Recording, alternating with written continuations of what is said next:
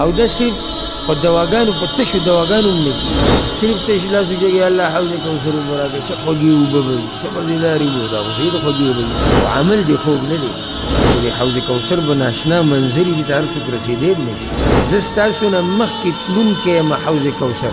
څه خوشبخته امت دی چې پیغمبر ورته په حوض کوثر به انتظار کوي. هر سړی چې د پیغمبر سره په حوض کوثر باندې ملاقات کول غواړي نو ژوند به بیا داسې تېری لکه څنګه چې تا ته الله او د الله پیغمبر وایي. پیغمبر صلی الله علیه وسلم وایي چې انا فرطکم علی الحوض، زه ستاسو نه مخکې تلونکی یم حوض کوثر ته او ستاسو انتظار به کوم په حوض کوثر باندې. انا فرطکم، او فرط په عربۍ کې هغه چاته ویل کېږي چې دی د قافلې نه مخکې د اوبو ځي ته ځان رسوي او د هغوی دپاره د اوبو تیاری کوي.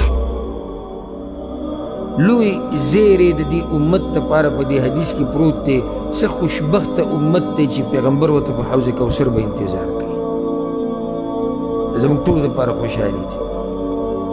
یعنی مطلب دا دی چې ای امته زه به ستاسو نه مخکې وی رسېدلی یم په حوض کوثر به ولاړ یم ستاسو انتظار کوم، هلته به ملاقات کېږي. هر سړی چې د پیغمبر سره په حوض کوثر باندې ملاقات کول غواړي نو ژوند به بیا داسې تېری لکه څنګه چې تا ته الله او د الله پیغمبر وایي.